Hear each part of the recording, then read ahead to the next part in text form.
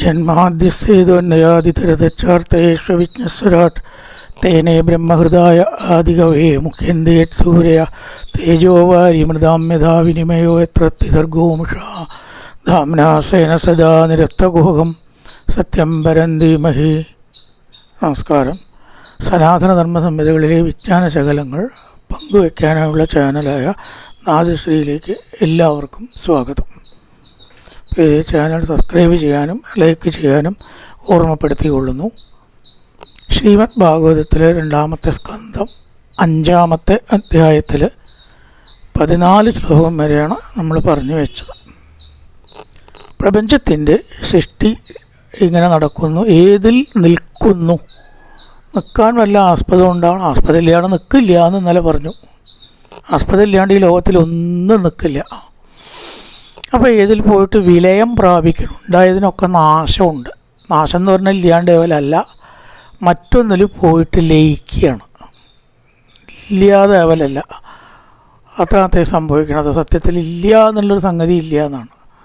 അത് മറ്റൊന്നിൽ പോയിട്ട് ലയിക്കുന്നുണ്ട്. അപ്പോൾ ആ വസ്തു അവിടെയുണ്ട്. അപ്പോൾ ഇതിനൊക്കെ അടിസ്ഥാനം. അപ്പോൾ വേറെ സംഗതി വേണ്ടേ, അതെന്താണ് എന്നാണ് നാരദൻ ചോദിച്ചത്. അതിനുത്തരമായിട്ട് പറഞ്ഞു, ദ്രവ്യം, കർമ്മം, കാലം, സ്വഭാവം, ജീവൻ. 5 ദ്രവ്യം, കർമ്മജ, കാലച്ച, സ്വഭാവോ ജീവ ഏവച്ച. വസ്തു ഇല്ലാണ്ട് ഈ ലോകത്തിലൊന്നും സൃഷ്ടിക്കാൻ പറ്റില്ല. സ്ത്രീ പുരുഷന്മാരുടെ ശരീരത്തിൽ നിന്നെടുത്ത വസ്തുവിനെ കൊണ്ടാണ് ടെസ്റ്റ് ട്യൂബിലാണെങ്കിലും സൃഷ്ടി നടക്കുന്നത്. ഗർഭപാത്രത്തിൽ സ്വാഭാവികമായിട്ടാണെങ്കിലും അതെ, അല്ലെങ്കിലും വസ്തു വേണം, വേണ്ടേ? നമുക്ക് ഉണ്ടാക്കാൻ പറ്റില്ല. ടെസ്റ്റ് ട്യൂബിൽ എന്തെങ്കിലും കൊണ്ടിട്ട ഒരു ശിശു ഇന്ന് വരെ ജനിച്ചിട്ടില്ല. എന്തെന്നെ കൊണ്ടേ നിക്ഷേപിക്കണം? ശരീരത്തിലത്തെ വസ്തുക്കൾ തന്നെ നിക്ഷേപിക്കണം. അതുണ്ടാക്കാൻ പഠിച്ചിട്ടില്ല ശാസ്ത്രം. ആണ് ശാസ്ത്രം അത്രയൊക്കെ തന്നെ വളർന്നിട്ടുള്ളൂ. ഒരു പരിധിയിലപ്പുറം ചെയ്യാൻ പറ്റും, അതിൻ്റെ ഇപ്പുറത്തേക്ക് ഇത് കടക്കാൻ പറ്റില്ല. ദ്രവ്യം, കർമ്മം, മിക്സ് ചെയ്യണം, അതാണ് കർമ്മം.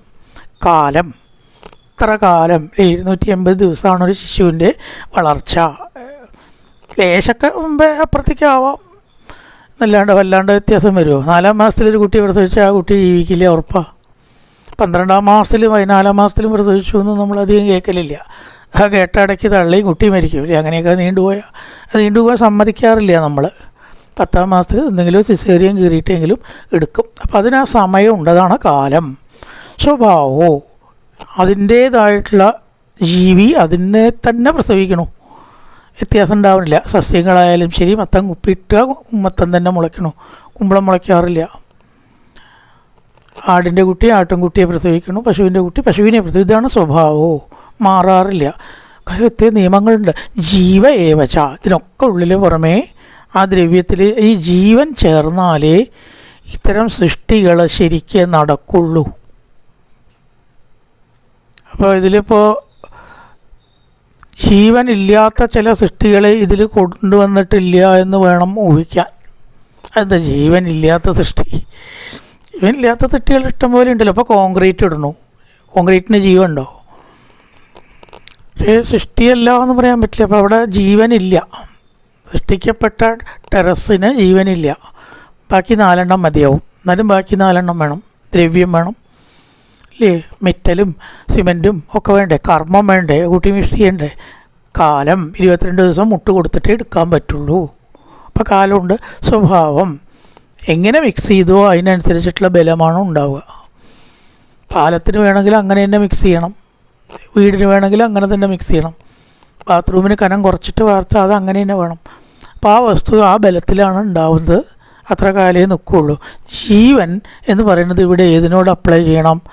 മിക്സ് ചെയ്യുന്നവർക്ക് ജീവൻ വേണം, അങ്ങനെ എടുക്കാം. ജീവനില്ലാത്തവർ മിക്സ് ചെയ്യില്ലല്ലോ. യന്ത്രമാണെങ്കിലും അതിനെ പ്രവർത്തിപ്പിക്കാൻ ഒരാൾ വേണ്ടേ? സ്വിച്ച് ഇടണ്ടേ? അതിനൊരാൾ വേണ്ടേ?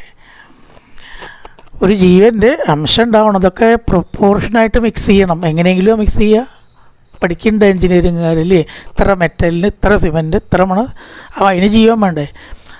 അപ്പോൾ ജീവൻ്റെ കളി അവിടെ ഉണ്ട്. പക്ഷെ ഉണ്ടാക്കപ്പെട്ട വസ്തുവിൽ ജീവനില്ല എന്നേ ഉള്ളൂ.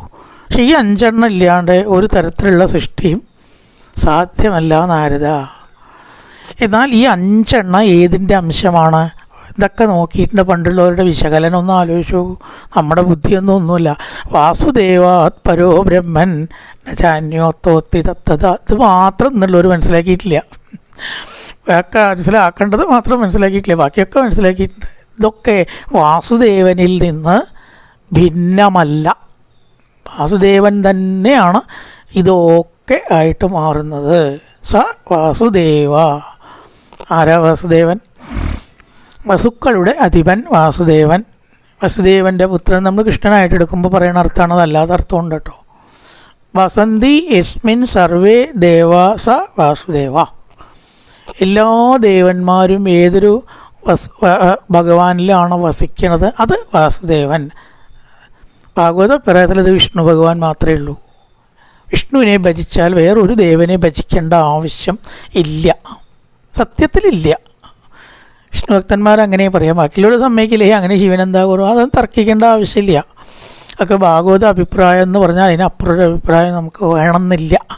അതൊരു പരമമായ അഭിപ്രായമാണെന്നാണ് വേദജ്ഞന്മാരുടെയും കൂടി അഭിപ്രായം. അങ്ങനെയാണ് വിശ്വസിച്ച് പോയാൽ അങ്ങനെയാവും അത്. പിന്നെ അവർക്ക് ഗണപതിയുടെ ശാപമോ ശിവൻ്റെ ശാപമോ ദേവിയുടെ ശാപമോ ഉണ്ടാവില്ല. പൂർണ്ണ വിശ്വാസമുള്ളവർക്ക് ഉണ്ടാവില്ല, പേടിക്കുകയേ വേണ്ട, അതുണ്ടാവില്ല. ഒരു വിഘ്നവും അവർക്ക് ഉണ്ടാവില്ല, ഒരു ഐശ്വര്യക്കുറവ് അവർക്ക് ഉണ്ടാവില്ല. എങ്ങനെയെങ്കിലുമൊക്കെ ഉണ്ടായാൽ അതിനെ തരണം ചെയ്യും അവർ, അതാണ്. അതുകൊണ്ട് വാസുദേവാർ, എല്ലാ ദേവന്മാരും ഏതൊരു ദേവനിൽ വസിക്കുന്നുവോ സ വാസുദേവ, അതാണ് വാസുദേവൻ. ആ വാസുദേവനിൽ നിന്ന് അന്യമല്ല ഇതൊന്നും. ഇനി അടുത്ത 2 ശ്ലോകം ഇതിനെ തന്നെയാണ് പറയണം. നാരായണ പരാവേദാദേവ നാരായണാംശജ നാരായണ പരാലോക നാരായണ പരാമഖ നാരായണ പരോ യോഗോ നാരായണ പരം തപ നാരായണ പരം ജ്ഞാനം നാരായണ പരം ഗതി. അങ്ങനെ ചില ശ്ലോകങ്ങൾ ഭാഗവതത്തിലുണ്ടാവും. കുറേ വാക്ക് നാമമായിട്ട് തന്നെയാണ് പോട്ടെ.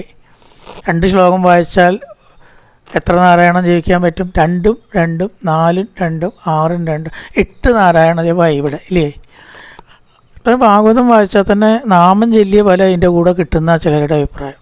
കാരണം കുറേ ശ്ലോകങ്ങളിലൊക്കെ ഭഗവാന്റെ നാമമുണ്ട്, ഇത് മാത്രമൊന്നുമല്ല, എല്ലാതും നാമാണെന്ന് പറയണം.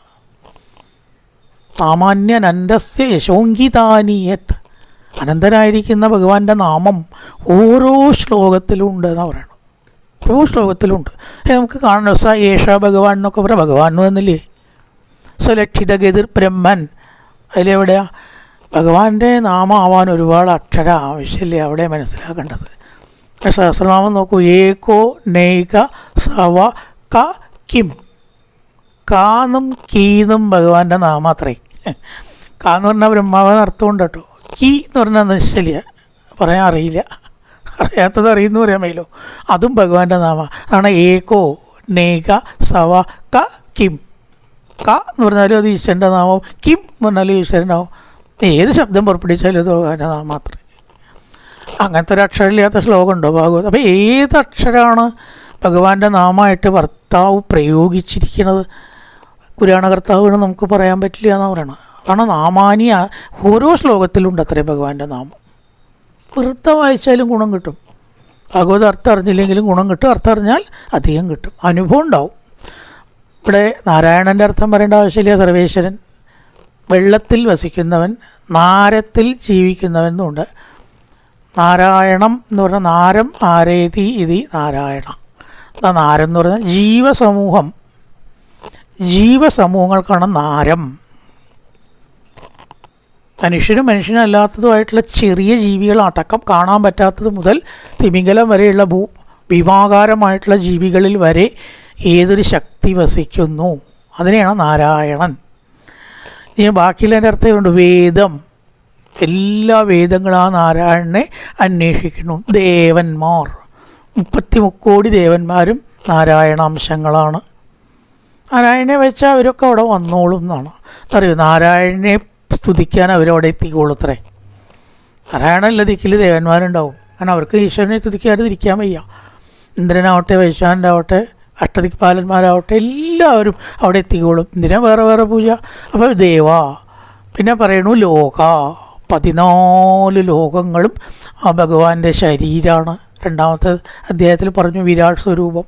പാതാളാണ് കാല്, ശിരസ്സാണ് ബ്രഹ്മാവിൻ്റെ ഇടയിലുള്ള ലോകങ്ങളൊക്കെ വർണ്ണിച്ചില്ലേ. അപ്പോൾ ഈ ലോകങ്ങൾ മുഴുവൻ നാരായണമയങ്ങളാണ്. ഭഗവാന്റെ മഹാത്മ്യം ആർക്കാ ചിന്തിക്കാൻ പറ്റുക? ചിന്തിക്കാൻ പോലും പറ്റില്ല. പിന്നെ മഖാഹ, യാഗം, എല്ലാ യാഗവും ഒടുവിൽ എത്തിച്ചേരുന്നത് ഈശ്വരനെയാണ്. നമ്മൾ ഏത് കർമ്മം അവസാനിപ്പിക്കുക എങ്ങനെയാണ്? കായേന വാച മനസേന്ദ്രിയർവ ബുദ്ധ്യാത്മനാവ പ്രകൃതി സ്വഭാവാത് കരോതി യത്യർ സകലം പരസ്മൈ നാരായണായേതി സമർപ്പയാമി എന്ന് പറഞ്ഞിട്ടാണ് ഏത് കർമ്മവും പൂജയും കുറേയൊക്കെ അവസാനിക്കുക. ചില ദുർഗാഭക്തന്മാരും ദേവീഭക്തന്മാരും മഹാദേവിയേതി സമർപ്പയാമി എന്ന് പറയലുണ്ട്. അത് തെറ്റൊന്നുമല്ല. പക്ഷെ അത് നാരായണായേതി എന്ന് പറഞ്ഞാൽ ഒരു പോരായില്ല. ഭഗവത് സേവ കഴിഞ്ഞിട്ട് എന്ത് ഈ നാരായണ സമർപ്പണം? അങ്ങനെ വിചാരിക്കേണ്ട ആവശ്യമില്ല. നാരായണൻ എന്ന് പറഞ്ഞാൽ എന്താണ്? ദേവിയെ വ്യത്യസ്തമായിട്ട് എന്നർത്ഥമില്ല. ആ ദേവി തന്നെ നാരായണനെ. സർവശക്തൻ എന്നർത്ഥമേ ഉള്ളൂ അതിന്. ഒരിക്കലും 4 കൈയും ശംഖും ചക്രവും ഉള്ള ആളാണ് നാരായണൻ എന്ന് വിശ്വസിക്കേണ്ട. അത് തെറ്റ്. വിഷ്ണു എന്ന് പറഞ്ഞാൽ പിന്നെ അങ്ങനെ അതുമല്ല, വ്യാപനം ചെയ്യുന്നവൻ എന്നാണ് വിഷ്ണു. അപ്പോൾ ഈ പദങ്ങളെയൊക്കെ എങ്ങനെ വേണമെങ്കിലും നമുക്ക് വ്യാഖ്യാനിക്കാം. അർത്ഥമുണ്ട്. ബുദ്ധിശക്തി കൊണ്ട് സർക്കസ് അല്ലാതെ അങ്ങനെ അർത്ഥമുണ്ടേ. വിഷ്ണു എന്ന് പറഞ്ഞാൽ വ്യാപനം ചെയ്യുന്നവൻ എന്നർത്ഥം. എല്ലാ ദിക്കിലും ഉള്ളവൻ അല്ലേ ദേവി? പിന്നെ എന്തിനാ ദേവി മഹാദേവിയേതി സമർപ്പയാമി എന്ന് ചെല്ലണത്? വിഘ്നേശ്വര പാദേതി സമർപ്പയാമി, മഹാദേവ പാദം സമർത്തൊന്നും വേണ്ട. ശരിക്കും ആവശ്യമില്ല. ഏത് കർമ്മം ചെയ്താലും നാരായണായേതി സമർപ്പയാമി എന്ന് ചെല്ലാം. ഇതൊന്ന് മനസ്സിലാക്കുക. നാരായണൻ എന്ന് പറഞ്ഞാൽ 4 കൈയും ശംഖും ചക്രമുള്ള ദേവൻ എന്നർത്ഥമില്ല. അതിൻ്റെ അർത്ഥം അതിനില്ല, പറയാൻ പറ്റില്ല. അറിയണവർക്ക് പറയാൻ പറ്റില്ല. അങ്ങനെയും പറയാം. അത്രയേ ഉള്ളൂ. നാരായണൻ എന്ന് പറഞ്ഞാൽ പരമാത്മാവ്. നമ്മൾ ചെയ്യുന്ന കർമ്മങ്ങളൊക്കെ പരമാത്മാവിൽ സമർപ്പിക്കണമെന്ന് പറഞ്ഞിട്ട് പിതൃകർമ്മം ചെയ്താൽ എന്താ കുഴപ്പം? ഗണപതി ഹോമം ചെയ്താൽ എന്താ കുഴപ്പം? ഭഗവതി സേവ ചെയ്താൽ എന്താ കുഴപ്പം? ഏത് യജ്ഞം ചെയ്തിട്ട് സമർപ്പിച്ചാൽ എന്താ തെറ്റ്? അത് മന്ത്രം മാറ്റാറുണ്ട് ചില. അതിൻ്റെ ആവശ്യമില്ല. നാരായണായേതി സമർപ്പയാമി എന്നുള്ളൊരൊറ്റ മന്ത്രം മതി സമർപ്പണത്തിന്. അത് മാറ്റേണ്ട ആവശ്യമില്ല. ഒറിജിനൽ ശ്ലോകം മാറ്റാൻ എന്തെങ്കിലും നമുക്ക് എന്താ അധികാരം? ബാക്കിയൊക്കെ അവർ പറഞ്ഞു ചെയ്യുന്നത് എല്ലാം നമുക്ക് ശ്ലോകം ഉണ്ടാക്കിക്കൂടെ? നാരായണായേതി സമർപ്പയാമി എന്ന് ചൊല്ലി എണീക്കുക ഏത് പൂജ കഴിയുമ്പോഴും. മഖം എന്ന് പറഞ്ഞാൽ യാഗം. യാഗങ്ങൾ നാരായണപരങ്ങളാണ്. ഇനി അടുത്തത് നാരായണപരോ യോഗോ. യോഗം എന്ന് പറഞ്ഞാൽ ശരിക്കും അർത്ഥം യോഗ ചെയ്യുക നമ്മൾ പറയും ഇല്ലേ? യോഗയ്ക്കും മതപരം അല്ലാത്ത മുഖമുണ്ട് എന്ന് വരുത്തി തീർക്കുകയാണ്. എന്നാലാണ് എല്ലാവരും യോഗ അനുഷ്ഠിക്കുള്ളൂ. എന്നിരുന്നുകൊണ്ട് ഇത് ഹിന്ദുപരമല്ല എന്ന് പറഞ്ഞത് ചില മതക്കാരെ യോഗം ചെയ്തോട്ടെ. ഹിന്ദു എന്നുള്ള മതമായിട്ട് ബന്ധമൊന്നുമില്ല യോഗത്തെ. ശരി തന്നെയാണ്. യോഗം എന്ന് പറഞ്ഞാൽ അർത്ഥം പരമാത്മാവുമായിട്ട് ചേർക്കുക എന്നാണ്. അതുകൊണ്ട് യോഗ എന്ന് പറഞ്ഞാൽ ഹിന്ദു മതം എന്നർത്ഥമില്ല എന്ന് ശരി സമ്മതിച്ചു. പക്ഷേ അതിന് ഈശ്വരനുമായിട്ട് ബന്ധമില്ല എന്ന് പറയരുത്. എന്നാൽ അത് യോഗയല്ല. താത്വികമായിട്ട് അതിൻ്റെ അർത്ഥം നോക്കുമ്പോൾ ചിലർ ബോർഡ് കണ്ടിട്ടുണ്ട്, യോഗ നോൺ റിലീജിയസ് യോഗ. അങ്ങനെ ഒന്നുണ്ടോ? അങ്ങനെ ഒന്നുമില്ല. അതിന് പേരിടുകയാണെങ്കിൽ യോഗ എന്ന് ഇടരുത്. ദയവ് ചെയ്തിട്ട് ഇട്ടോളൂ, വേറെ പേരിട്ടോളുക. നിങ്ങൾ അള്ളാഹുവിനെ വിചാരിച്ചിട്ട് യോഗ ചെയ്യാം, ക്രിസ്തുവിനെ വിചാരിച്ചിട്ട് യോഗ ചെയ്യുക, അതിൽ തെറ്റൊന്നുമില്ല. എങ്കിലും ഒരു ഈശ്വര സങ്കല്പം യോഗയിൽ ഉണ്ടാവണം. എന്നാലേ അതിൻ്റെ സൈക്കോളജിക്കൽ ആസ്പെക്റ്റ് ശരിയാവുള്ളൂ.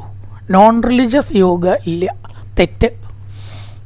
നോൺ റിലീജിയസ് വേറൊരു പേരവിടെ കൊടുക്കാം വേണമെങ്കിൽ. നോൺ റിലീജിയസ് മെഡിറ്റേഷൻ എന്ന് പറഞ്ഞാലും തെറ്റൊന്നുമില്ല. പക്ഷേ യോഗ എന്നുള്ള വാക്കിൻ്റെ അർത്ഥം ഈശ്വരനുമായിട്ടുള്ള ചേർച്ച എന്നാണ്. പിന്നെ എങ്ങനെ നോൺ റിലീജിയസ് ആവുക? നോൺ റിലീജിയസ് ആവാം, പക്ഷേ നോൺ ഈശ്വരപരമാവാൻ പറ്റില്ല. ഈശ്വരപരമല്ലാത്ത യോഗ ഇല്ല, ആ യോഗയല്ല. അത് അള്ളാഹു ആവാം, ക്രിസ്ത്യാനിയാവാം, ഏതങ്ങോട്ടും ആവാന്നേ ഉള്ളൂ.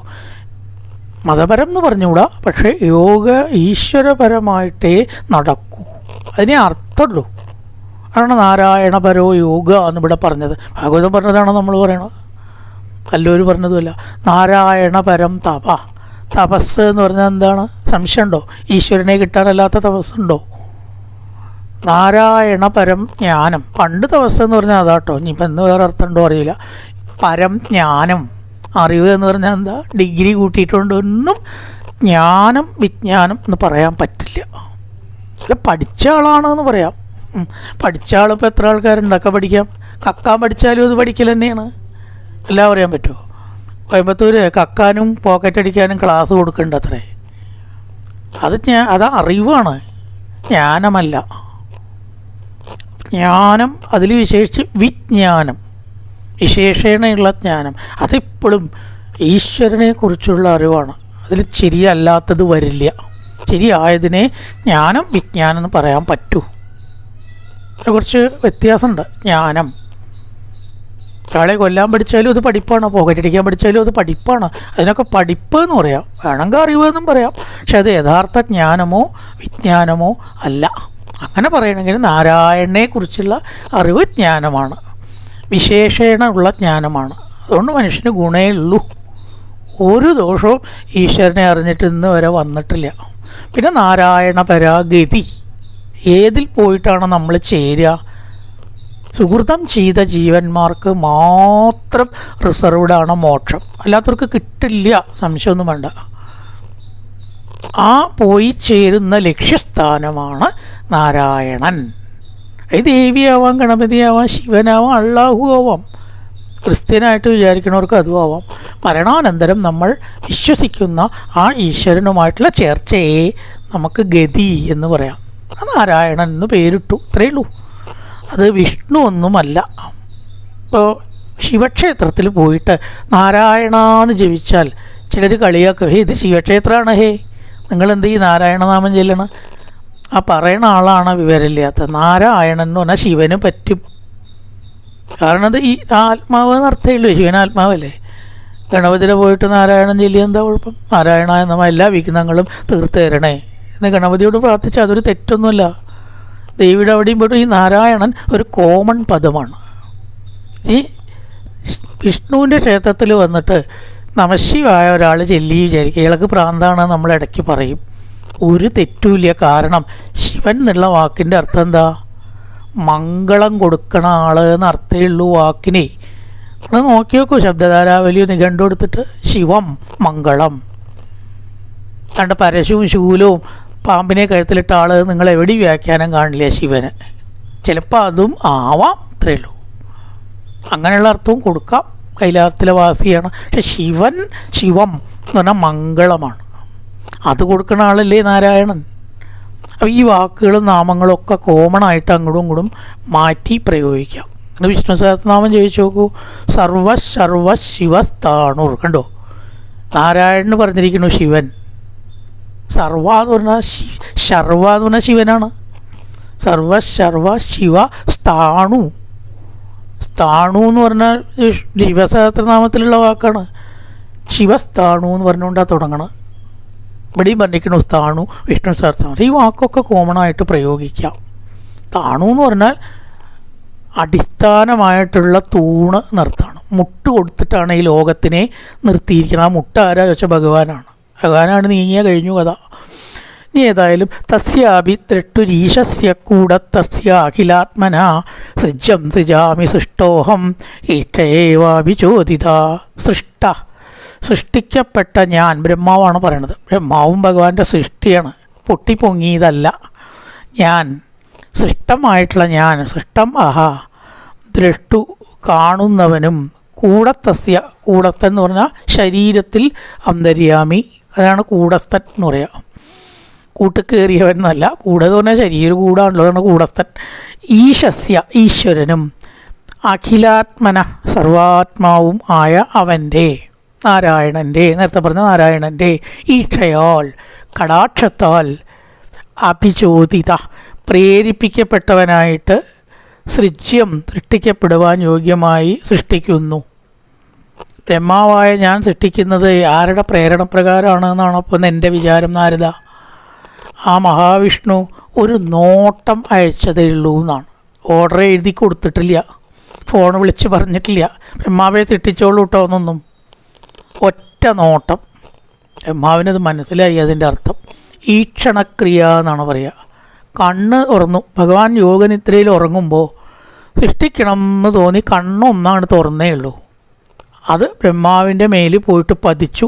ആ ദൃഷ്ടിപാതം അതൊന്ന് സൂചന എടുത്തു ബ്രഹ്മാവ്. മെസ്സേജും കൂടി അയച്ചിട്ടില്ല എന്നത്തെ പോലെ. ഒന്നും വേണ്ടിയൊന്നുമില്ല. അപ്പോൾ ആ നോട്ടത്തിൻ്റെ അർത്ഥം നമ്മൾ കണ്ണുകൊണ്ട് ചിലപ്പോൾ കാണിക്കും, നീട്ടോളൂ ഇല്ലേ, നീട്ടോളൂ ബസ് വരെ പോകാറായി. അന്ന പോലെ ഒരു നോട്ടമാണ് ഉണ്ടായത്, ഒരു ആക്ഷനാണ് ഉണ്ടായത്. അതുകൊണ്ട് മനസ്സിലായി ഞാൻ അതുകൊണ്ട് സൃഷ്ടിക്കണു നാരദ. സൃജം സൃജാമി സൃഷ്ടോഹം. സൃഷ്ടിക്കപ്പെട്ടതായ ഞാൻ ആരാലാ സൃഷ്ടിക്കപ്പെട്ട്? ഭഗവാനാൽ സൃഷ്ടിക്കപ്പെട്ടു. അങ്ങനെ സൃഷ്ടിക്കപ്പെട്ടതായിട്ടുള്ള ഞാൻ ഈ ലോകത്തെയൊക്കെ ഞാനല്ലാത്തതിനെയൊക്കെ സൃഷ്ടിച്ചു. സൃഷ്ടോഹം സൃഷ്ടിക്കുന്നു. ഏതിനാൽ? ഈക്ഷയേവാഭിചോദിത. ആ ഭഗവാന്റെ നാരായണൻ്റെ നോട്ടത്താൽ പ്രേരിതനായിട്ട് ഇതാ 14 ലോകങ്ങളും സൃഷ്ടിക്കണം. അപ്പം ഞാനോ വലുത് ഭഗവാനോ വലുത്? ഭഗവാന്റെ നോട്ടം കൊണ്ടാണല്ലോ ഇതൊക്കെ ഉണ്ടായത്. ബ്രഹ്മാവിൻ്റെ സാമർഥ്യം കൊണ്ടുമാണ്. രണ്ടും ഉണ്ട് അവിടെ. ബ്രഹ്മാവിനെ കഴിവില്ലാത്ത ആളായിട്ടൊന്നും കാണാൻ പറ്റില്ല കേട്ടോ, അതാരും വിചാരിക്കണ്ട. ഇതൊക്കെ സൃഷ്ടിച്ചില്ലേ. ഇനി പറയണം സത്വൻ്റെ ജത്തമ ഇതി നിർഗുണത്യ ഗുണാസ്ത്രയാ സ്ഥിതിസർഗ നിരോധേഷു ഗൃഹീതാമായ വിഭോ. വിഭുവായിരിക്കുന്ന അവൻ്റെ നാരായണൻ്റെ മായയാ, മായ കൊണ്ട്. പിന്നെ ഭഗവാന്റെ പ്രത്യേകത നിർഗുണസ്യ. നമുക്കൊക്കെയാണ് ഈ സാത്വികവും രാജസവും താമസവും ഉള്ളൂ. ചക്ക വിളക്ക് കൊളുത്തി ഈശ്വരനെ ഭജിച്ചളയാം, സൽക്കർമ്മങ്ങൾ ചെയ്തളയാം, ഈശ്വരകഥകളോ ഭാഗവതോ നാമൊക്കെ ചൊല്ലിക്കളയാൻ ചിലപ്പോൾ തോന്നും. സത്വഗുണമാണ്. ചിലപ്പോൾ തോന്നിയേ അതൊന്നും കാര്യമില്ല, നമുക്ക് തിരുപ്പതി പോവുക, മൂകാംബിയെ പോവുക, അമ്പലത്തേക്ക് പോവുക, അവിടെ ഒരു ക്ഷേത്രം തന്നു പോയിട്ട് തൊഴുക. അതൊക്കെ രജോ ഗുണമാണ്. മോശം ദോഷമൊന്നുമില്ല, പക്ഷേ രജോ ഗുണപ്രധാനമാണ്. സാത്വികത്തിൻ്റെ അത്ര ഒരു പൂർണ്ണതല്ല.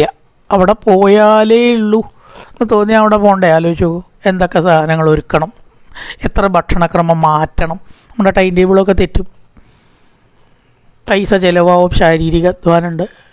ഉത്തമം എന്ന് പറയുകയോ സുഖമായിട്ടിങ്ങനെ ചെയ്യുന്നതല്ലേ സാത്വികം? സംശയമൊന്നുമില്ല, അതന്നെ സാത്വികം. അപ്പോൾ അത് രാജസഭക്തിയാണ്. പൂജ വേണം, വിളക്ക് കൊളുത്തണം, മണിയടിക്കണം, ഒരു ശാന്തിക്കാരനെ വിളിച്ചിട്ട് ഒരു കർമ്മം ഇവിടെ ചെയ്യിക്കുക, അല്ലാണ്ടൊരു സുഖമില്ല. എന്താ ഈ നാമം ചെല്ലണം എന്ന് തോന്നിയാൽ അത് രജോ ഗുണമാണ്. പോട്ടെ, എന്നാലും ഈശ്വരനെ പറ്റിയതാണല്ലോ, കുഴപ്പമില്ല, കഴിച്ചു കൂട്ടാം. ഈ മൂന്നാമനാണ് തമോ ഗുണം. അതെന്താ? കിടന്നുറങ്ങുക. എത്ര നേരം ഉറങ്ങാൻ കഴിയുമോ അത്ര നേരം ഉറങ്ങുക. അത്രേ തമോ ഗുണികളെ അനന്തമാണെന്നാണ്, ലിമിറ്റില്ല. അവർ എത്ര മണിക്കൂർ ഉറങ്ങുകയേ എനിക്കറിയില്ല കേട്ടോ. സമയം കിട്ടിയാലൊക്കെ ഞാൻ ഉറങ്ങും, ഒരു കണക്കുമില്ല അത്രേ.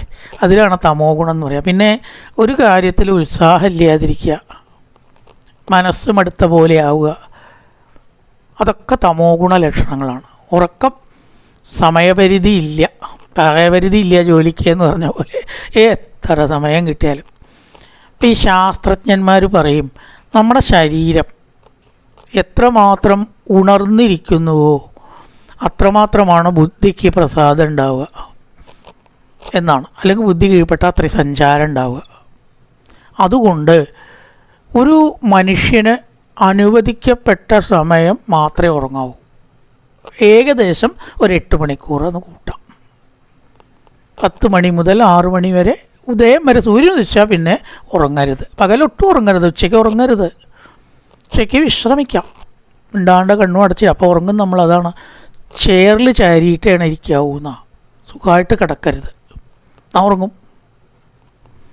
വിശ്രമിക്കാൻ പറഞ്ഞിട്ടുണ്ട്. ഉച്ച സമയം അതിന് പറ്റിയതാണ്, കാരണം പണിയെടുക്കാൻ പറ്റിയ ആസുരയാമല്ല. അതുകൊണ്ട് ഉച്ചയ്ക്ക് വിശ്രമം, രാത്രി 8 മണിക്കൂർ ഉറക്കം. ഗീതയിൽ പറഞ്ഞിരിക്കണു, അധികം ഉറങ്ങുന്നവനും ഒട്ടും ഉറങ്ങാത്തവനും ഒറിജിന യോഗം സാധ്യമല്ല. ഉറങ്ങുകയില്ലാച്ചാലും കുഴപ്പമാണ്. അങ്ങോട്ട് തിരിഞ്ഞ് കിടന്നു ഇങ്ങോട്ട് തിരിഞ്ഞ് രാത്രി ഉറങ്ങിയില്ലാച്ചാൽ മറ്റുള്ളവർക്കും കൂടി ശല്യം. അപ്പോൾ അത് ശരിയല്ല. നമുക്ക് അനുവദിക്കപ്പെട്ട സമയം നോർമലി 8 മണിക്കൂറാണ് ജീവശാസ്ത്ര പ്രകാരമായിട്ട്. സന്ധ്യയ്ക്ക് ഉറങ്ങരുത്, 10 മണി വരെ ഉറങ്ങരുത് രാത്രി എന്നാണ്. ഗൃഹസ്ഥൻ്റെ ടൈം 10 മണി അത്രേ. സന്യാസിക്ക് ഇത് കുറച്ച് വ്യത്യാസമുണ്ട്. ബ്രഹ്മമുഹൂർത്തത്തിൽ എണീക്കണം, 4 മണിക്ക് എണീക്കണം. സാധാരണക്കാർക്ക് അത്ര തന്നെ നേരത്തെ എണീറ്റില്ലെങ്കിലും കുഴപ്പമൊന്നുമില്ല. സൂര്യൻ ഉദിച്ചാൽ നമ്മളെ കുളിച്ചിട്ടേ സൂര്യൻ കാണാവൂ, സൂര്യൻ നമ്മളെ കുളിച്ചിട്ടേ കാണാവൂ. 6 മണിയാകുമ്പോഴേക്കും നീട്ട് കുളിച്ചാൽ മതി. അതിലപ്പുറം ഒരു കാരണവശാലും ഉറങ്ങരുത്. ഉറങ്ങിയാൽ അവർ തമോ ഗുണപ്രധാനനാണ്. ഭഗവാന് ഇത് മൂന്നും ഇല്ല. സാത്വികത്തിൽ നിൽക്കുന്ന ആളല്ല ഭഗവാൻ, രാജസത്തിൽ നിൽക്കുന്ന ആളല്ല, തമോ ഗുണിയല്ല, നിർഗുണനാണ്. സാത്വികത്തിൽ നിന്നിട്ട് അപ്പുറം, അതുക്കപ്പുറം എന്ന് പറയുമല്ലോ നമ്മൾ, അതുക്കും അപ്പുറമാണ് നിർഗുണം. സാത്വികത്തിൽ ചില ചലനങ്ങൾ ഉണ്ടാവും എന്നാണ്, നിർഗുണത്തിൽ ചലനമേ ഉണ്ടാവില്ല. അപ്പോൾ ഗുണാതീത, എല്ലാ ഗുണങ്ങൾക്കും അപ്പുറത്ത് നിൽക്കുന്നതായ നിർഗുണൻ തൻ്റെ മായ കൊണ്ട് സ്ഥിതി സർഗ നിരോധേഷു, സൃഷ്ടിസ്ഥിതി സംഹാരങ്ങൾ എന്നെ കൊണ്ട് ചെയ്യിപ്പിക്കുന്നു. സൃഷ്ടിക്കണു. രജോ ഗുണം വരുമ്പോഴാണ് സൃഷ്ടി. ഭഗവാൻ നിർഗുണനാണ്. ചില സമയത്ത് ഗുണങ്ങളെ സ്വീകരിക്കും, എന്നാലേ ലോകം നടക്കുള്ളൂ. ഗുണങ്ങളെ തൻ്റെ കീഴിലാണ് നിർത്തണത് കേട്ടോ. ഗുണങ്ങൾക്ക് താൻ അടിമപ്പെടുന്ന വ്യത്യാസം ഉണ്ട് അവിടെ. ഭഗവാൻ രജോ ഗുണിയല്ല, പക്ഷേ രജോ ഗുണം സ്വീകരിക്കുകയാണ്. നമ്മളൊരു ആയുധം എടുത്താൽ ആയുധത്തിന് കീഴേ അല്ല നമ്മൾ. മടാൾ പറഞ്ഞ പോലെയാണല്ലോ നമ്മൾ വിട്ട് അല്ല, നമ്മുടെ ഇച്ഛയ്ക്കനുസരിച്ച് ആയുധം പ്രയോഗിക്കണോ. അവിടെ വെച്ചാലോ കഴിഞ്ഞേനെ. ഇതുപോലെ ഗുണങ്ങളെ താൻ ഉപയോഗിക്കുന്നു, തൻ്റെ ഇഷ്ടത്തിനാണത്. അല്ലാണ്ട് ഗുണങ്ങൾക്ക് ഇഷ്ടത്തിന് ഭഗവാൻ പോവില്ല. അവർ രജോ ഗുണത്തെ സ്വീകരിക്കും, സത്വഗുണത്തെ സ്വീകരിക്കും. നിലനിർത്താൻ സത്വഗുണമാണ്. തെറ്റിനെയൊക്കെ ചൂണ്ടി ഇല്ലായ്മ ചെയ്ത് ദുഷ്ടരെ വധിക്കണു, അവിടെ രജോ ഗുണം വരും. കുറച്ചൊരു സാത്വികമായിട്ടുള്ള അവസ്ഥ ഈ ലോകത്തിൽ നിലനിർത്തണം, സാത്വിക ഗുണമാണ്. പാലിക്കുക, ശാന്തമായിട്ടുള്ള അവസ്ഥ ഉണ്ടാക്കുക. പിന്നെ രജോ ഗുണം, തമോ ഗുണം എന്ന് പറഞ്ഞതിനെ സംഹരിക്കലും. ഇത് മൂന്നും ലോകത്തിൻ്റെ ഭാഗമാണ്. ഏതെങ്കിലും ഒന്നുകൊണ്ട് ലോകം നിൽക്കില്ല കേട്ടോ. രാത്രി ഉറങ്ങിയില്ലെങ്കിൽ ലോകം നിലനിൽക്കില്ല. നമ്മുടെ ശരീരം നിലനിൽക്കുമോ? ഒരുപാട് പ്രശ്നങ്ങളുണ്ട് രാത്രി ഉറക്കമില്ലെങ്കിൽ. ഡോക്ടർമാർ ചോദിക്കും ഉറക്കമില്ലേന്ന് ചോദിക്കും. ചില രോഗത്തിന് വിശേഷിച്ച് ഉറക്കം വേണം. ഉറക്കമില്ലെങ്കിൽ രോഗം അധികമാവും, വേദന അധികമാവും. അപ്പോൾ ഉറക്കം വേണം, പക്ഷേ അനുവദിക്കപ്പെട്ട സമയമേ ഉറങ്ങണ്ടൂ. അല്ലെങ്കിൽ ബുദ്ധിക്ക് തെളിച്ചം കുറയും എന്നാണ് പറയുക. ഭൂമിക്ക് ഹൊറിസോണ്ടലായിട്ട് നമ്മളധികം സ്ഥിതി ചെയ്യരുത്. കിടക്കുക എന്ന് പറഞ്ഞാൽ ഹൊറിസോണ്ടലാണ്, വെർട്ടിക്കലായിട്ട് നിലനിർത്തണം. അപ്പോഴേ ബുദ്ധി മേപ്പെട്ട് പ്രയോഗിക്കുകയുള്ളൂ. ചില ആൾക്കാർക്കൊന്നും സൂര്യൻ ഉദിച്ച അവർ വരെ ഇന്ന് കിടന്നുറങ്ങാനേ സഹിക്കില്ല, പറ്റില്ല. അതവൻ കുറേ കാലമായിട്ട് ശീലിച്ച ശീലമാണ്. അപ്പോഴത്തെ നമ്മുടെ ചിന്താശക്തിക്ക് ഊർജം ലഭിക്കുള്ളൂ. കിടന്നാൽ അത് കുറയും. അതുകൊണ്ട് കുട്ടികളെയൊക്കെ നേരത്തെ എണീറ്റ് ശീലിപ്പിക്കണം. 6 മണിക്കെങ്കിലും സൂര്യൻ ഉദിക്കുമ്പോഴെങ്കിലും എണീക്കണം, പിന്നെ കിടക്കരുത്. അതാണ് തമോ ഗുണം. എന്തായാലും ഈ ഗുണാതീതനായിട്ടുള്ള ഭഗവാൻ ഈ മൂന്നും വേണമെന്ന് പറഞ്ഞതാണിപ്പോൾ. ഇതുണ്ടെങ്കിലേ ലോകം നടക്കുള്ളൂ. സ്ഥിതി സർഗ നിരോധേഷു, സ്ഥിതി നിലനിർത്തൽ, സർഗം സൃഷ്ടി, നിരോധം. സൃഷ്ടിസ്ഥിതി സംഹാരമാണ് സ്ഥിതി സർഗ നിരോധേഷു. ലോകം നടക്കണമെങ്കിൽ ഇത് മൂന്നും അതിൻ്റേതായ ചേർച്ചയിൽ വേണം. ഇപ്പോൾ വണ്ടി ഓടിക്കുമ്പോൾ തമോ ഗുണമാവാൻ പാടില്ല, സത്വഗുണവും പോരാ, രജോ ഗുണം വേണം. നല്ലപോലെ ശ്രദ്ധിക്കണം. ആ വണ്ടി ഏതിയെ പോണു, ഈ വണ്ടി ഏതിയെ പോണു, മുമ്പിൽ ആരാ ഉള്ളത്, പിന്നിൽ ഏത് വണ്ടിയാണ് വരണം, ഇതൊക്കെ നോക്കിയിട്ടേ ഒരു വണ്ടി ഓടിക്കാൻ പറ്റുള്ളൂ. വണ്ടി ഓടിക്കുക എന്ന് പറഞ്ഞാൽ ചെറിയ കാര്യമൊന്നുമല്ല. 4 കണ്ണ് വേണം വണ്ടി ഓടിക്കുക എന്നാണ് പറയുക. 2 കണ്ണുകൊണ്ടാവില്ല. അത്ര ശ്രദ്ധ വേണം. അങ്ങ് മുട്ടും തട്ടുമൊക്കെ ചെയ്യും ഇല്ലേ. ഒരാളെ രക്ഷിക്കാൻ അങ്ങോട്ട് തിരിക്കുമ്പോഴേക്കും ഇവിടെ വണ്ടി ഉണ്ടോ നോക്കണം. ഒന്നും നോക്കാണ്ട് തിരിക്കാൻ പറ്റുമോ? അപ്പോൾ അവിടെ വണ്ടീനെ നമുക്ക് നിർത്തേ പറ്റുള്ളൂ. അതൊക്കെ നോക്കണ്ടേ. അത് രജോ ഗുണമാണ്. കുറച്ച് രജോ ഗുണമുള്ളവർക്കേ വണ്ടി ഓടിക്കാൻ പറ്റുള്ളൂ എന്നാണ്. സാത്വികമാവട്ടെ, എവിടേക്കും ശ്രദ്ധ പോവാതെ ഒന്നിൽ കേന്ദ്രീകരിക്കുന്നതാണ് സാത്വികം. മൂന്നും വേണ്ടേ? മൂന്നും വേണം ജീവിതത്തിൽ. ഇവരാണ് കാര്യകാരണകർത്തൃത്വേ ദ്രവ്യജ്ഞാനക്രിയാശ്രയാ ഭദ്രന്തി നിത്യതാമുക്തം മായിനം പുരുഷം ഗുണ. ഇവിടെ പറയണു, മഹാഭൂതങ്ങൾ, ദേവതകൾ, ഇന്ദ്രിയങ്ങൾ ഇവയ്ക്ക് കാരണമായിരിക്കുന്ന 3 ഗുണങ്ങൾ ആണ് ദ്രവ്യജ്ഞാനക്രിയാശ്രയാ. എന്താണ് ദ്രവ്യം? ഭൂമി, വെള്ളം, വായു, ആകാശം. പഞ്ചഭൂതങ്ങളാണ്, അഗ്നി അടക്കം പഞ്ചഭൂതങ്ങളെയാണ് നമ്മളിവിടെ പറയുന്നത് ദ്രവ്യഭൂതങ്ങളായ മഹാഭൂതങ്ങൾ. ഭൂതം എന്നാണ് ഈ പഞ്ചഭൂതം. ഭൂമി ഒരു ഭൂതമാണ്, ആകാശം ഒരു ഭൂതമാണ്, ജലം ഒരു ഭൂതമാണ്. ഭൂതം എന്നാണ് അതിൻ്റെ സാങ്കേതികമായിട്ടുള്ള പേര്. അപ്പോൾ അവയെ ഗുണങ്ങളെ സ്വീകരിച്ച് ഭഗവാൻ സൃഷ്ടിക്കുന്നു. ഭഗവാൻ ഈ ഗുണങ്ങളിൽ ബന്ധമില്ല. നമ്മളും ഭഗവാൻ തമ്മിലൊരു വ്യത്യാസം അതാണ്. നമ്മൾ ഈ ലോകത്തിൽ വന്നാൽ എല്ലാതുമായിട്ടുള്ള ബന്ധം നമുക്കുണ്ട്. അങ്ങനെ നിൽക്കാൻ കഴിയില്ല, ബന്ധമില്ലാതെ കൊണ്ട് നിൽക്കാൻ നമുക്ക് കഴിയില്ല. ചിലപ്പോൾ ജീവിതത്തിന് അർത്ഥം ഉണ്ടാവില്ല, ഒരു ബന്ധത്തിലും നമുക്ക് താല്പര്യമില്ല. മകനായ മകനെ സ്നേഹമില്ലാണ്ടിരുന്ന, ഭാര്യ എന്നുള്ള സ്നേഹമില്ല, കുട്ടി എന്നുള്ള സ്നേഹമില്ല, വീട് എന്നുള്ള സ്നേഹമില്ല. അങ്ങനെ ഒരു മനുഷ്യനായ അയാൾ ആകെ പ്രത്യേക രൂപമായിട്ട് മാറും. അപ്പോൾ നമുക്കൊക്കെ ഇതുമായിട്ട് ചെറിയ ചെറിയ ബന്ധങ്ങളുണ്ട്. എൻ്റെ വീട് അവൻ ആക്രമിക്കാറായോ? എൻ്റെ സാധനം അവൻ എടുക്കാറായോ? എൻ്റെ കുട്ടിയെ എന്തെങ്കിലും ചെയ്താൽ ഞാൻ സമ്മതിക്കില്ല കേട്ടോ, ബാക്കിയൊക്കെ ഞാൻ സഹിക്കും. അപ്പോൾ ആ എൻ്റെ കുട്ടി എന്ന വികാരമാണ് അമ്മ കുട്ടി എന്ന ബന്ധത്തെ നിലനിർത്തുന്നത്. അങ്ങനെ ഒരു ബന്ധമില്ലെങ്കിൽ സൈക്കോളജിക്കൽ ഡിഫക്റ്റ് ആവും. പക്ഷേ ഭഗവാൻ അങ്ങനെ ഇല്ല എന്നാണ് പറഞ്ഞത്. എൻ്റെ എന്ന ഭാവം ഭഗവാൻ, എത്ര ഭക്തന്മാർ ഭഗവാനെ ഗുരുവായൂരപ്പാന്ന് വിളിച്ചിട്ട് ആശ്രയിക്കണു. ഭാഗ്യമുള്ളവർക്കൊക്കെ ഭഗവാന്റെ കടാക്ഷം കിട്ടണമുണ്ട്, ഭാഗ്യമില്ലാത്തവർക്ക് കിട്ടണില്ല. അതെന്താ കാരണം എന്ന് നമുക്കറിയില്ലല്ലോ. ഭഗവാൻ എന്തൊക്കെയാണ് നോക്കണം എന്ന് നമുക്കറിയില്ല, പ്രഖ്യാപിച്ചിട്ടൊന്നുമില്ല. ഒരുപാട് ആൾക്കാർ ആ സന്നിധിയിൽ പോയിട്ട് ആശ്വാസം കണ്ടെത്തണം. അതെൻ്റെ മകനാണ് കുട്ടിയാണെന്ന് ഈശ്വരനില്ല. ആർക്കും തനിക്കാണ് തോന്നിയ അനുഗ്രഹം കൊടുക്കും. അവ ബന്ധമില്ല. മായിന, ബന്ധത്തോടു കൂടിയ പുരുഷനെ അവനെ ബന്ധിക്കുന്നു. ഈ 3 താപങ്ങളിൽ അകപ്പെടുത്തി യാതൊന്നിലും ബന്ധമില്ലാത്ത ഭഗവാൻ എല്ലാവരെയും ബന്ധിപ്പിച്ച് ദുഃഖിപ്പിക്കണു. എല്ലാവരെയും ബന്ധിപ്പിക്കും. താനൊത്തിരി ബന്ധത്തിന് വശംവദനും അല്ല. അല്ലാത്തൊരു പ്രത്യേകതയാണ് ഭഗവാന്റെ. കാര്യകാരണ കർത്തൃത്വത്തെ, ഭൂമി, വെള്ളം, വായു, അഗ്നി, ആകാശം, പഞ്ചഭൂതങ്ങൾ, ദ്രവ്യജ്ഞാന ക്രിയാശയ, ദ്രവ്യങ്ങളെയും ജ്ഞാനത്തെയും ക്രിയാശക്തിയെയും ഉപയോഗിച്ചിട്ടാണ് സൃഷ്ടി നടത്തുക. ഏത് കാര്യത്തിനും ജ്ഞാനക്രിയാശ്രയ എന്ന് വേണം. ഇതാണ് ലളിതാ സഹസ്രനാമത്തിൽ ഇച്ഛാശക്തി, ജ്ഞാനശക്തി, ക്രിയാശക്തി സ്വരൂപിണി. ഇത് വളരെ പ്രധാനപ്പെട്ട ഒരു നാമമാണ് ലളിതാ സഹസ്രനാമത്തിൽ. ആദ്യം ഒരു കാര്യം നേടാൻ എന്താ അവിടെ? ഇച്ഛാശക്തി. ഞാനത് നേടും, എന്ത് പ്രതിബന്ധം ഉണ്ടെങ്കിലും ഞാനത് നേടിയിരിക്കും. അതിനാണ് ഇച്ഛാശക്തി. ആദ്യം വേണ്ടത് അതാ. നേടും ഞാൻ, എന്നിട്ട് ഇങ്ങോട്ട് വരുള്ളൂ. തറ വൈകിയാലും വേണ്ടില്ല, തറ ബുദ്ധിമുട്ടിയാലും വേണ്ടില്ല, അത് നേടിയിട്ട് തന്നെ വേറെ കാര്യം. അത് ജ്ഞാനശക്തി, ഇച്ഛാശക്തിയാണ്. വിൽ പവർ എന്ന് ഇംഗ്ലീഷിൽ പറയുന്നതാണ് ഇച്ഛാശക്തി. ജ്ഞാനശക്തിയോ, അത് നേടാനുള്ള ശരിയായ അറിവ് നമുക്ക് വേണം, ഇല്ലേ? ഇന്ന ആൾ ഇന്ന രോഗം ചികിത്സിക്കണ്ട കേട്ടോ, അവിടെ പൊക്കോളൂ എന്ന് പറഞ്ഞിട്ട് അയാളെ ക്വാളിഫൈഡും അല്ല, ഇതിലൊന്നും ക്ഷീണ ആളുമല്ല, ഇടയ്ക്ക് മഹാബദ്ധാവും. അപ്പോൾ നമ്മൾ അന്വേഷിക്കണം എവിടെ പോയാലാണിത് ശരിയാവുക. നല്ല ആൾ ആരാണ്? ഒരിക്കലും പാളാത്ത ആൾ തന്നെ എനിക്ക് വേണം. ദേഹമാണ്, ചെറിയ കാര്യമല്ല. അത് ജ്ഞാനശക്തിയാണ്. അങ്ങനെ ഒരാൾ പറഞ്ഞിട്ടൊന്നും ഞാൻ പോയില്ല കേട്ടോ, പറയാനും പറ്റില്ല. ശരിയായിട്ടുള്ള ആൾ ആരാണ്? പഠിച്ച ആൾ, അതിനെപ്പറ്റി അറിയണ ആളെ കാണിക്കണം. ഈ കാണിക്കൽ മാത്രമല്ല, ഏത് കാര്യത്തിനും അതിൻ്റെ ഇത് വേണം. ഒരു കാറ് വാങ്ങണം, ഏത് കാറാണ് മോഡൽ നല്ലത്? അതിനെപ്പറ്റി അറിയണവരോട് ചോദിച്ചറിയണം. വെറുതെ പോയിട്ട് വാങ്ങിയാൽ അബദ്ധമാവും. ഇടയ്ക്ക് ലൈഫ് ഉണ്ടാവുകയും കേടുവരും, അല്ലെങ്കിൽ മൈലേജ് ഉണ്ടാവില്ല, ആ കാർ ഉപയോഗത്തിന് പറ്റാത്തതാവും. കഷ്ടട്ടോ നിങ്ങളല്ലാണ്ട് ഈ മോഡൽ വാങ്ങുമോ ഇത് പിന്നെ ഒരാൾ ചോദിച്ചിട്ട് ദുഃഖിക്കേണ്ടി ലക്ഷങ്ങൾ. അപ്പോൾ എപ്പോഴും അതിനെക്കുറിച്ച് അറിയുന്ന ഒരു വിദഗ്ധനോട് ചോദിക്കണം. കുട്ടി ഇങ്ങനെ ഒരു കാര്യമുണ്ട്, ഞാൻ ഏതാ വേണ്ടത്, ആരെ ആശ്രയിക്കേണ്ടത്, എവിടെ പോയാൽ നല്ല മോഡൽ കിട്ടുക, ഏറ്റവും നല്ലത്. അപ്പോൾ ആ അറിയണം ജ്ഞാനശക്തി, ഇച്ഛാശക്തി, ജ്ഞാനശക്തി, ക്രിയാശക്തി. അതിന് പ്രവർത്തിക്കണം. പൈസ ഇല്ലേ, ഉണ്ടാക്കാനുള്ള വഴി നോക്കണം, പോകണം, ബുക്ക് ചെയ്യണം, വാങ്ങണം, അതിൻ്റെ കാര്യങ്ങളൊക്കെ ചെയ്യണം, ഓടിക്കാൻ പഠിക്കണം, അല്ലെങ്കിൽ നല്ലൊരു ഡ്രൈവറെ വിളിച്ച് ഓടിക്കണം. അപ്പോൾ ഇതൊക്കെ ക്രിയകളാണ്.